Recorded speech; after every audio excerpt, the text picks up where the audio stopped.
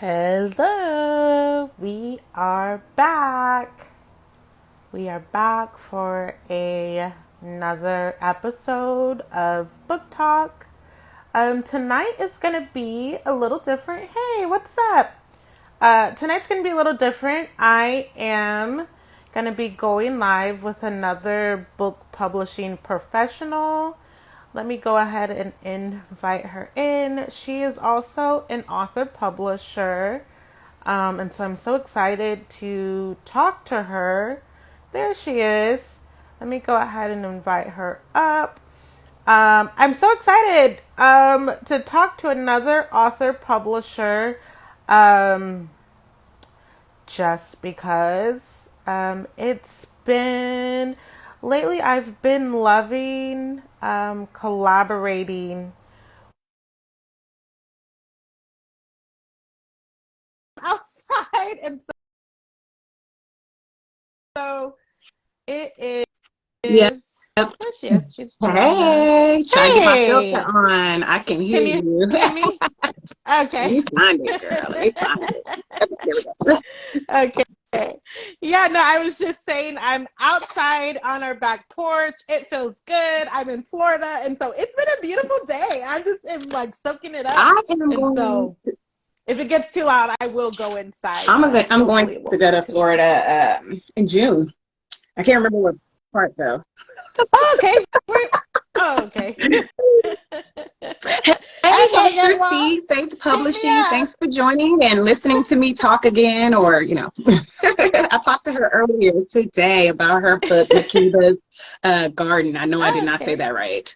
So put it in the comments what your book is called. Makiba's Living Garden, I believe. But charge it to my head, not my heart. I'm tired. Nice.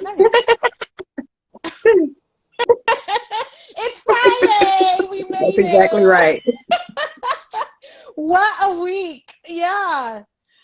Well, if you don't mind, I know we kind of jumped into it. If you don't mind introducing yourself Yay. to my audience, and we'll go Sure, ahead and sure. get into the So I questions. am Tiffany Obeng. I am the author and publisher owner of Sugar Cookie Books Publishing Imprint. I currently have, I believe, 17 book titles, but you lose count after a while. You can see some of Wow. them behind me. Yeah. And I am trying to use 2023 to do more vendor events and get out into my community and also help the author community virtually or live, like in person, with their publishing journey. So I'm excited to talk to you today because it kind of continues my goal of trying to help people on their publishing journey because, again, I have 17 titles, so I've been doing this. I haven't been doing it for a while, but I've done it a lot. So I think I have some things to share. Yeah. Yeah. Yeah. Yeah. And you know what? We can just go into that. So let's talk about your role as a book publishing professional. So you're a publisher, and so what do you like when people come to you? What is their main concern? Like, what is it? What is one of Well, the things that they ask one of you their main first? concerns is the marketing piece. But that's not really Yeah. what I like. That's not my forte to help with. Like, that's a whole different thing. But that's like the first thing. Oh my gosh, you publish so many titles. So how do Yeah. you market? And I'm like, I can give you some tips. But what I really like to Mm-hmm. help authors with are the nuances, if you Mm-hmm. will. And I'm kind of smiling when I say that because my boss, she always says nuances and we all giggle. But the nuances that people may overlook, which importantly is the KDP back office. So if Amazon is going to be one of Mm. the platforms you use to sell your book, if that's going to be one part of your strategy, this almost goes to marketing, I guess, you have to have that back office together. So Mm-hmm. I do like to emphasize with people that I talk to the importance of their back office. So I like to consider myself a back office organizer. If you want to be a rapid publisher or a person who publishes more than one book, I like to give advice on how to cut costs, but not cut quality, but cut costs. Like some of the things I do to try to save money Okay. because all my books are self-funded. I don't do Kickstarters or haven't done Kickstarters or anything like that. So I fund all my books. And for majority of them sitting back there, I've already made my money back on them. So everything I sell after, I will pay back. So I like to give advice on how to cut costs, but not cut quality. So First profit. So just give me advice on that. That's what I like to Nice. do. And just, the beginnings of what do I need to get a copyright? When do I get a copyright? What do I do for the copyright? Do I need an LCCN? Oh, I didn't even know that thing existed. What is an LCCN? Like those types of questions. Come on. Yeah. Yeah. Yeah. And all of these things matter, right? And I think that, and that's why I love having these discussions and I love letting it come from someone else as an author publisher myself. It's like, man, I almost feel like a mom. I can tell my daughter, something, but sometimes she has to hear it come from someone else. And so I think that, and again, something that you mentioned earlier, like, oh, I've been doing this, I've done this a few times. It's like the more that you do something, right? Repetition creates like progress, right? And so I think that, and you can even talk about this as well, like, your first book might not be perfect, but it's your first one. And so, like, how do you manage people's expectations when they are working with you? What are some of the things that So I'm you an might say to them? advisor by like my day job. I advise. So doing the coaching, that's advising as well. But one of the things Mm-hmm. as an advisor or so I'm an attorney by trade, but I advise.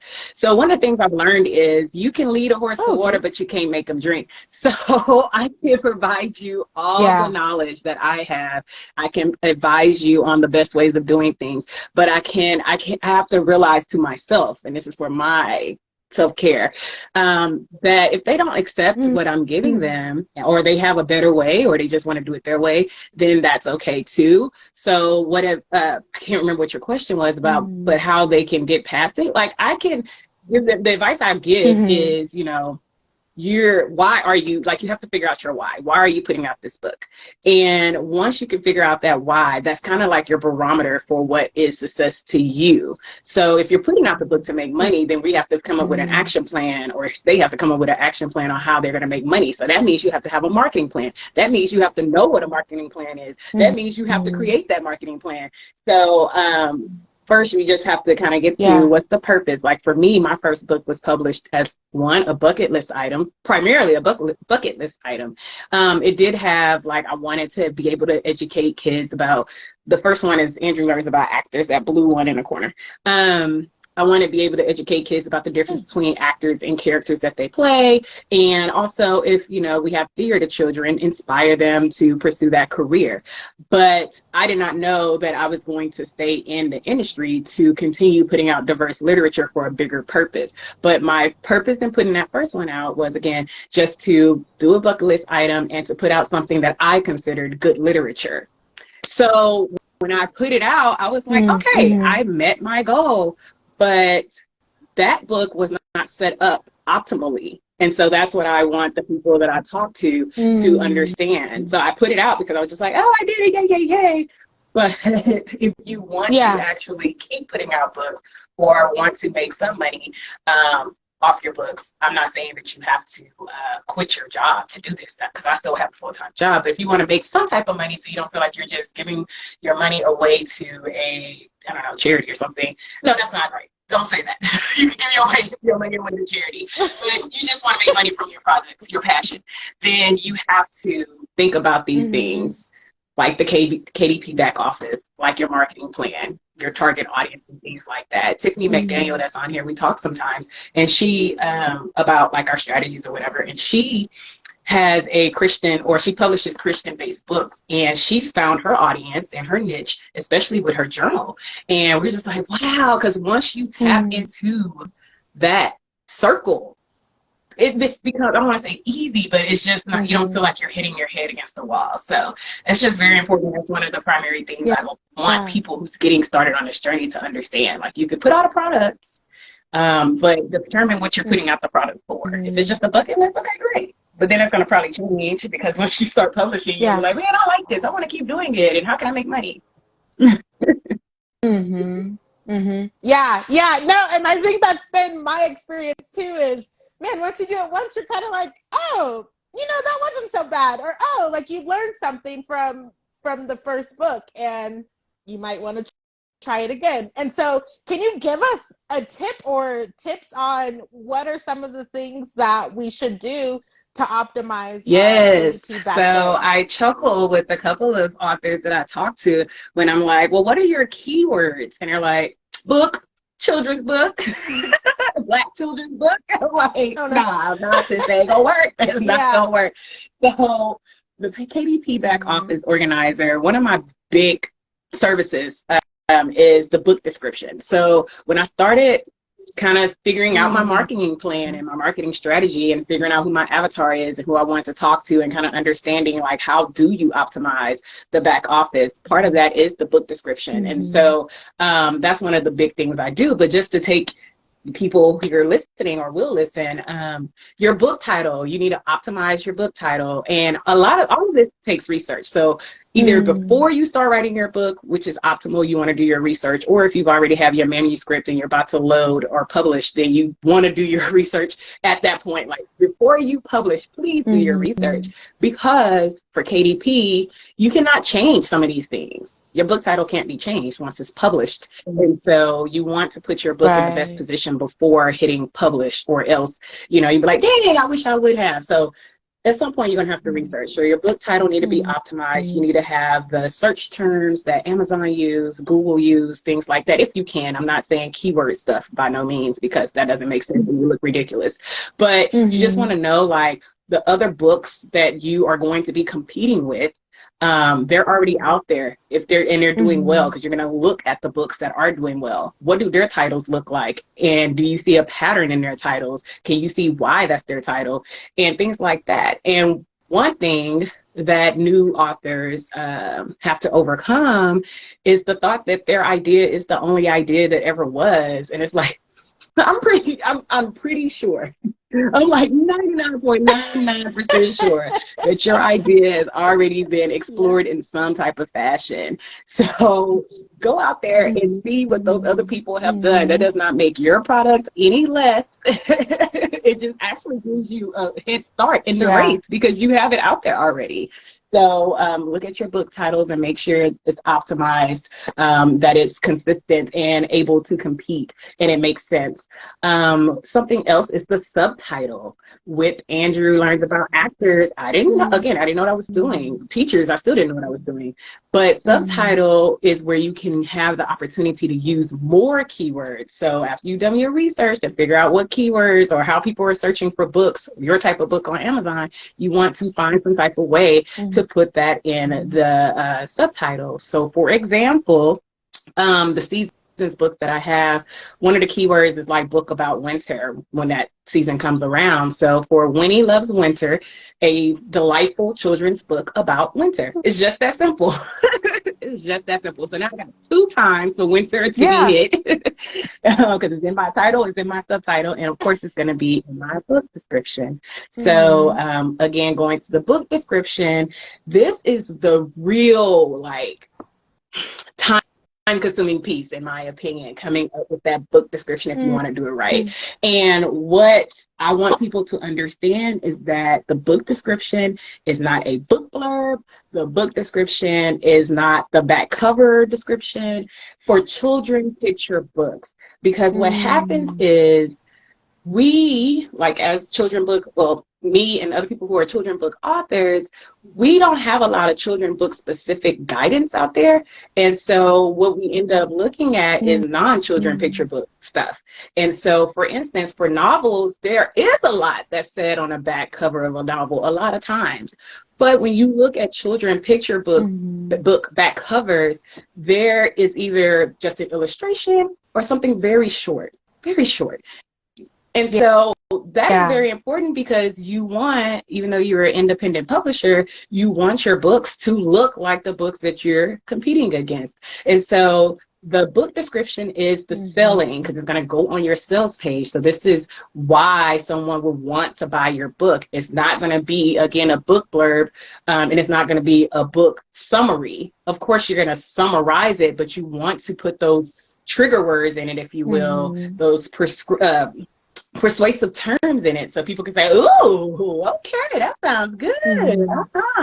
So just working with the book description, and what I do for that, and I'm not going to get into the nitty gritty of it, because I do have like a actual guide that people can use to do their own book descriptions if they feel like it, but I at least look at 3 to 5 other titles that's going to be competing with my book.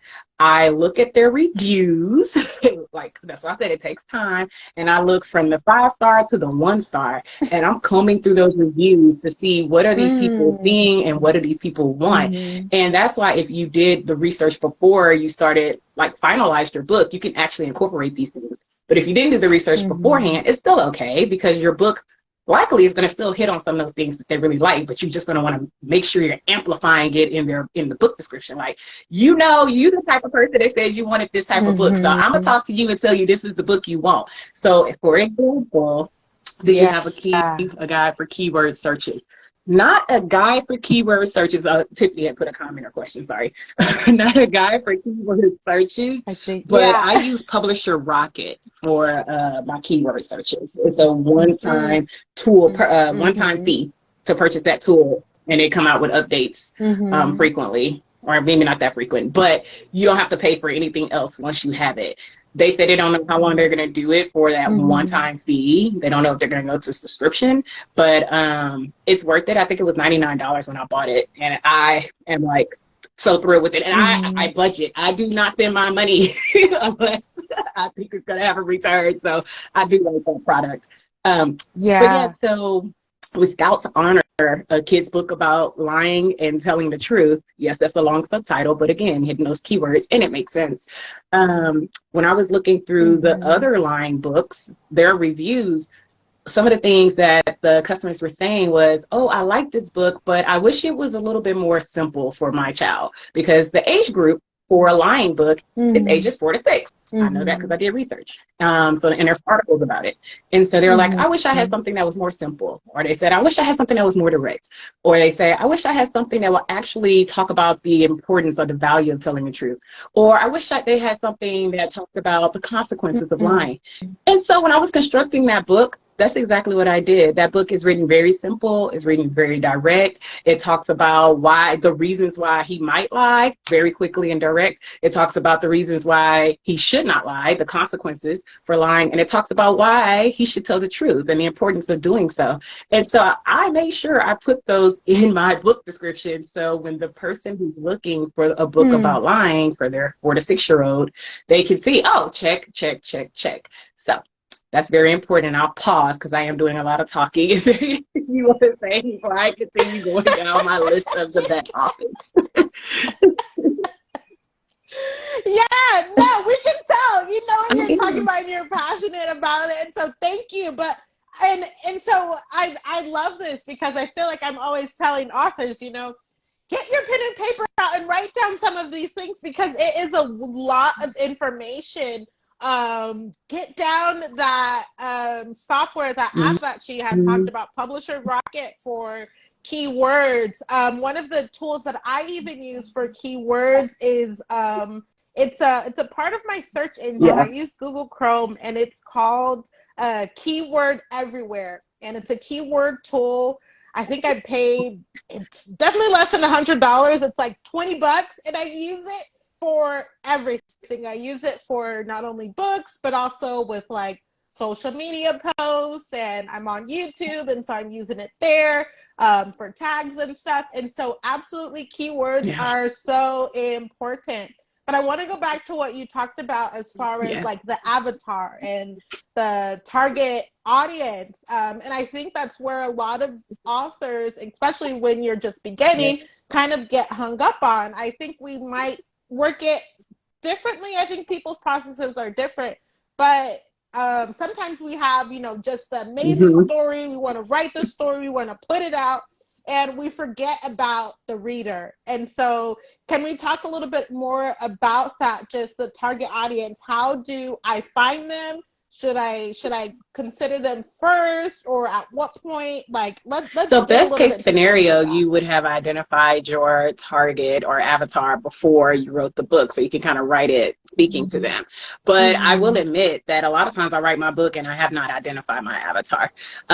So I'm not saying that's the end all be all, but I think that would be the best case scenario to position your book at the best.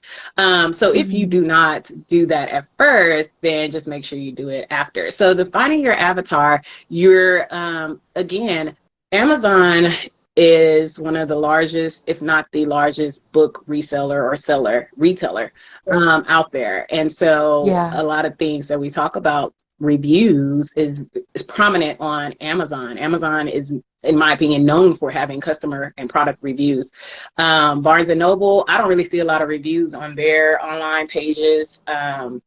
And Books A Million, just a lot of other, Walmart, Target, they don't have a lot of reviews on their sales pages. And so that's for me, that's what I use to determine who is going to be the person I want. Because when you're deciding your avatar, you can give them a name, you can give them the age, you can give them whatever. But what it comes down to is, why do they, like, what is the problem you're solving for this particular customer? And so when you're doing your research, again, if you look at the books that's already out there, because there are books that's out there on your topic, I'm telling you, you did not come up, I'm sorry, you did not come up with a new idea. You really did not. So you did. It is okay. It is really okay. It is okay. And so the customers will tell you, like, I bought this book because, and whatever the problem they were trying to solve. And so you can see, you can like make sure that you're speaking to the person. Like, my book solves this problem because of this. This person would like this book because it solves this problem. The person who would buy this book hangs out where? Okay, well, I know they hang out on Amazon. Where else do they hang out? Like I said, Tiffany did a really good job with her book, with her journal, and found her group of people, and I believe it was church people. And so they be buying her journal because the way she set up her journal was in a way that those people, I don't want to call them those people, but the church people really liked or whatever. And what is Tiffany saying? It's called Book Talk for a reason. Keep talking. Thank you, girl. Yeah. So just finding out where they hang. Like, I know Black Boy Hair Joy for me. I wrote Black Boy Hair Joy, which is a rhyming book that teaches Black boys self-love. Okay, so it's about hair. Where is a place that my avatar would hang? Barbershop, perhaps. Hair salon, perhaps.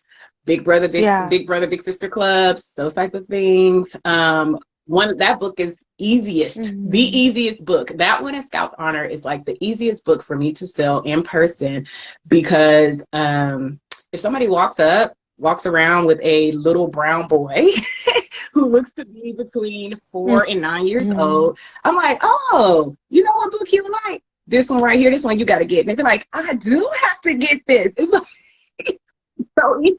They're like, I like this. I'm going to get it. So Scout's Honor, if they say they have a child, or a child is walking around there between 4 and 6, I say, oh, you know what you need. Because I know they lying. I know they some little Pinocchios. This book right here is what you need. And like, I do need this book. So it's like, it's really easy when, like, there you are. Oh, you go find this book. But yeah, so just identifying who would buy the book and why is the biggest thing, and where do they hang. And it works. It really works, especially when you have something like very specific. Yeah. And I think also I want to encourage authors to lean into their creative strength. We're some of the most creative people, and I think sometimes when it comes to like selling our book, sometimes we might overthink it, but you literally gave us three things that we can do to find our target audience and give it a shot and try it. And also know that you can like shift, you can change the way that you sell your book, things like that. But you know, one of the things that I hear from authors all the time is like, well, I'm not a salesperson, and so I don't know how to sell my book. Like, what are your thoughts about that? I am a professional extrovert, so I can turn on extrovertism for things like this and for vendor events. But once we get off this live, I am going to go lay down in my bed as long as I can before my kids come to me, because I'm gonna need to recharge. So yes, doing vendor events do drain me a lot, because I have to, you know, think about the principles of how to win friends and influence people and like actually apply that. As an introvert, or at least self-proclaimed introvert, I really thrive on organic connections. So I like to meet people and get to know them and form a relationship organically, not because we can do something for each other.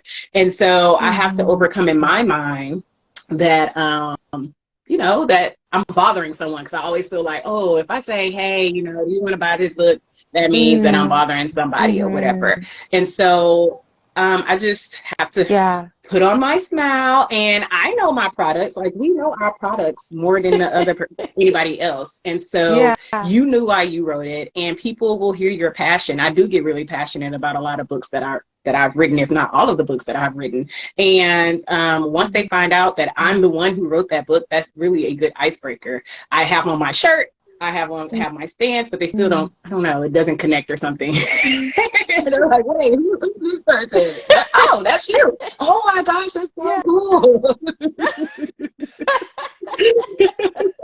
Yeah. Because we're all human at the end of the day. Some people, they're like, I've experienced that as well, and I've heard other authors experience that as well. It's like, oh, you wrote this book? Yeah, I did. And then that makes it a little bit easier to find the icebreakers. Just to find the icebreakers. I remember I was invited to ExxonMobil to vend for Black History Month, and that was one of the most exhausting ones, because they had a lot of foot traffic, but just trying to find ways to start a conversation with somebody. So I think they also had somebody that was doing soul food, and they would come into the cafeteria area where I was, and so I'm like, oh, y'all came here for the soul food? And they're like, oh, they got soul food? And I'm like, I heard they have soul food. And they're like, oh no, we just coming because. And they're like, well, what you doing here? And I'm like, oh, well, I'm studying these books. And then like, oh, you have children? They're like, yeah, I have children. How old are your kids? And they're like, oh, they're 2 and 7. My children are 2 and 7. How you doing with your 7-year-old? Like, tell me about it. And then like, you keep talking and you form a bond, if you will, and then you're like, I'm gonna buy something. He's like, okay, I mean, I'm not gonna stop you, go ahead, buy something. right. yeah and sorry, what was I gonna say? Dang, I forgot. She said all the time, I'm like that. That's me on the banner. Oh, I knew what I was gonna say. Along with your research, I think some of us, especially like introverts, extrovert, whatever, it doesn't matter. Some of us really like to be prepared.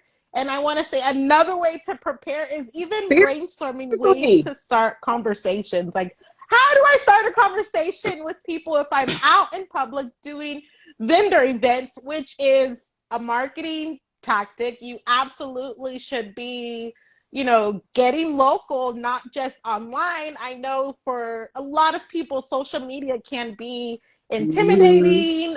They don't like it. They would rather not do it. That kind of thing. Fine. Well, another option might be to get local. Black History Month is a big one for Black authors. But they have events going on every month in some locations, depending on where you're at. And even if you're willing to travel, look into it. There's all type of like farmers markets, people, if you're on like Facebook, you can type in market in, for example, I'm in Florida, markets in Florida, or markets in Houston, Texas. Where are you located, by the way? Houston. Okay, markets in Houston, or wherever you're located, they have them there. Again, we are some of the most creative people on the planet. I think so. But I also could be biased because this is what I do. But use your imagination. Think, okay, back to what you were saying earlier, like, where are my readers? Where do they go?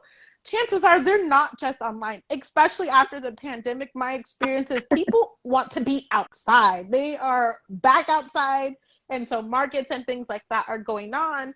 And just getting in your community, even like libraries, going to the library, maybe reading a book, or even creating opportunities for yourself, whether it's just, you don't need permission to like rent an event space and host your own book thing there.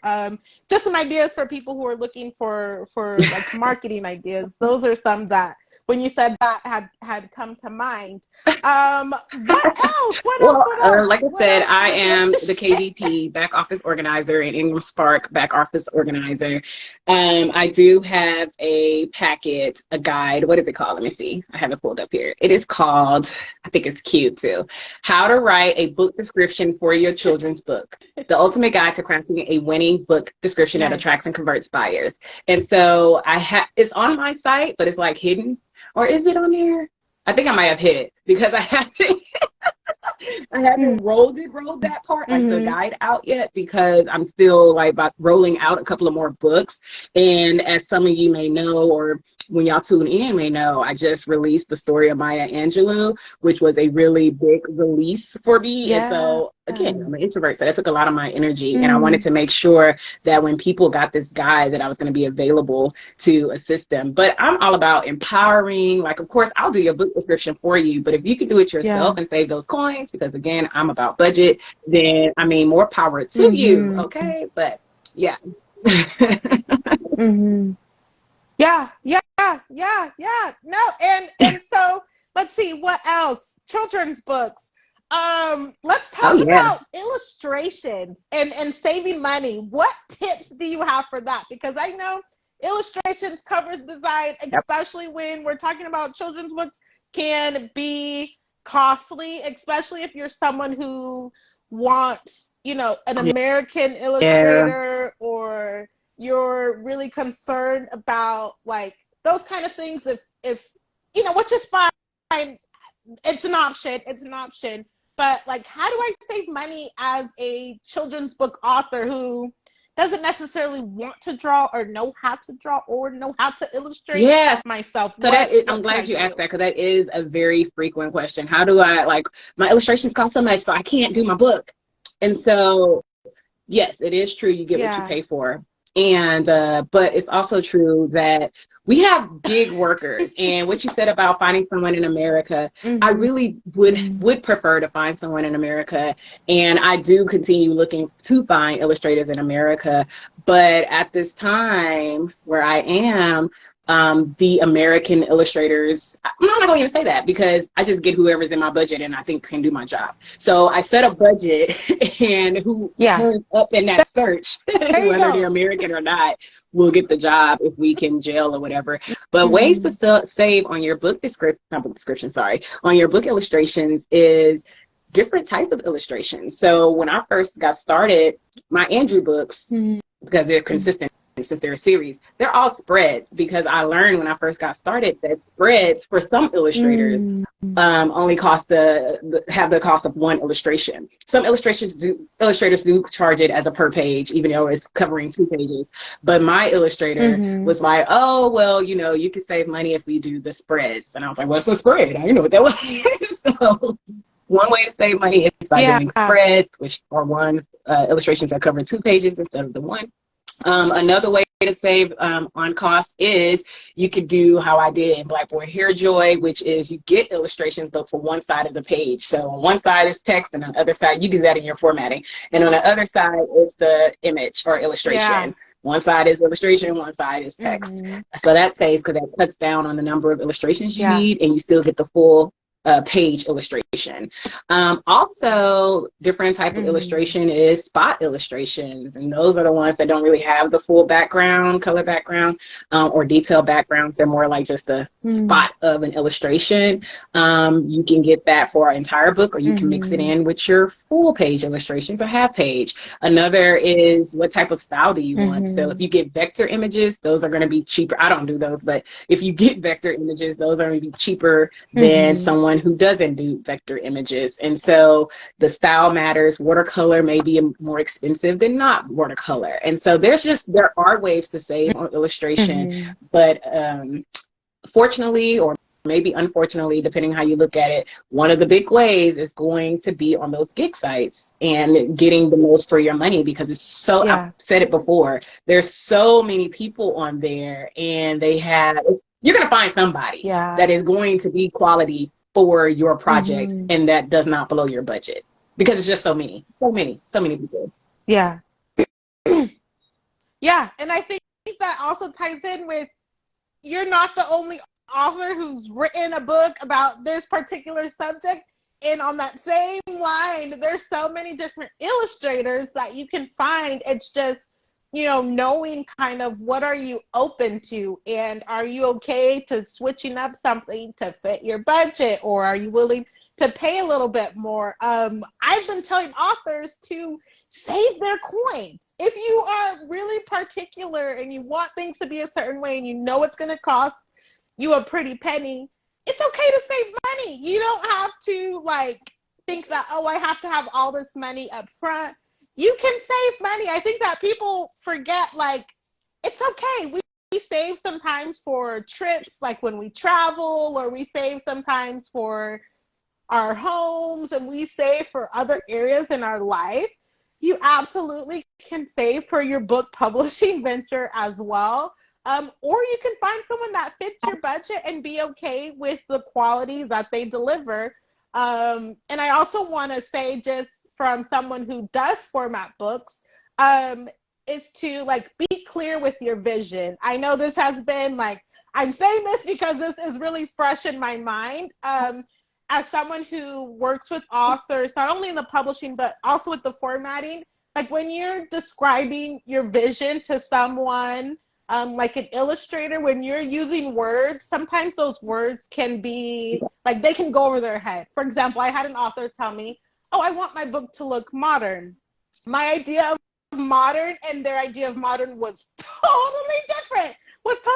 And so I said, oh, can you show me what you mean? And so when you're preparing maybe for to work with an illustrator, having some pictures or visual representations is going to help, especially so for your first time other working than with just that illustrator. So I have a number of illustrators, but whenever my Andrew illustrator is always the same, and my Seasons illustrator was the same. So once we got over the first one, it wasn't as I didn't have to provide every single detail because we kind of understood ourselves and how we work. But yes, I am a big proponent of storyboards. I need you, the author, to understand what you want from your book, from your illustrations. You need to know page by page. You need to know if do you want spreads? Do you want spots? Do you want one page? Because illustrators are going to ask you that. And if you don't know what they're talking about, then that's going to be communication breakdown, if you will. You got to know if the illustrator you're getting does the formatting and typesetting, or if you're going to have to find it elsewhere. If you're going to have to get Miss Wynn to do your typesetting and formatting, you're going to have to know that. But yes, you need to know what your book is going to look like. So when the illustrator say, well, what do you want on page 4? You can't say, use my words. They don't know what that means. So, and if you can find them examples of, what you're looking for, again, nothing is really new under the sun. So you can find examples of, I want this type of background, and I want this type of car, and I want her hair that look like this, so you can make sure it gets as close to your vision as possible. Yeah. That's so important because, prep as much preparation that you can do ahead of time. I think that we've been saying that during this time, the research, the preparation, it goes beyond just the book itself. Your book is absolutely a product, and so making sure that your book page is optimized to sell and persuade, and that you're actually solving a problem. All of these things are a part of the publishing process. And the more that, you can prepare, the better. But I also want to include an asterisk with that, is just don't overthink it. Try something, put it out there. You can't change your title, you can't change your author name, but you can change your keywords. You can update your keywords. I think you can update your summary. You can update those things, and you can try and see what works. And when you find what works, man, I think that that's when, we see authors start to really, see a incline on their sales. Is okay, now I found something that works for me. Stick with it, or even improve it, and just do that. And so, this was really good. Anything else? Where can we find find you? I'm gonna end up posting the replay on YouTube just so Yeah. that I hit my YouTube audience as well with the videos. You can find me at Sugar Cookie Books on IG and Facebook and Pinterest. You can also find me at www.sugarcookiebooks.com, and you can find me on Teachers Pay Teachers, Sugar Cookie Books. Everything is Sugar Cookie Books, so. This is my favorite part, giving a detailed description of your vision. Nice. Oh, yeah. Tiffany says that is my favorite part, giving a detailed description of your vision, seeing the story come to life is amazing. It is. It really is. And people underestimate the importance of a storyboard, which is something I also talk about. Like, you have to do a storyboard, or maybe don't underestimate it, but just don't really know. They're intimidated by how it looks and what I'm supposed to do with it. But I'm like, that's the only way I can do my books. Like, they actually sequence your books. You actually start thinking, and you can give them, you know, make your product the best that you can. Give it the start that you need. Yeah. And so I want to kind of give people an overview. Like, can we put the steps of publishing a children's book together? Like, how would you, if you know, were starting over again, what would be the steps that you would take to publish your children's book? I think we kind of gave bits and pieces, but can we bring it all together? We can bring it together, but I would say if you want the best brought together version, you got to get my services now. Yeah. So you write your story, you edit your story, you copyright at any point. So again, copyright happens as soon as you write it down. But if you want that extra protection, then of course you send it off to the copyright office. You have to get your LCC in before your book is published. So you don't have to do it immediately, but just before you hit print, publish, whatever, you have to have your LCC in. But anyway, so you want to have your manuscript, edit your manuscript, get it illustrated if you're a children's book, doing a children's picture book, and then you're going to find out how you're going to get it printed or published. Are you going to go offset, or are you going to go with the print on demand? And if you're doing print on demand, then I'm your girl, because that's what I know. Yeah. And there it is. And that's good. And there it is. And some point in there, you also do your research for your keywords. And some point, you also can do your storyboard and figure out if you want to do it alone. Work with Miss Tiffany or myself. You know, there's so many. The book publishing industry is a $36 billion industry. Again, your idea probably is not the first. Chances are there's thousands of illustrators, there's thousands of publishers. Find what you need. You do not have to self-publish alone. And I always want to make sure that I say that when I'm working or when I'm even talking to other authors, is that you absolutely can self-publish. You absolutely can keep full control over your work, but you don't have to do those things by yourself. And it's okay if things don't work out with the first editor or things don't work out with the first illustrator.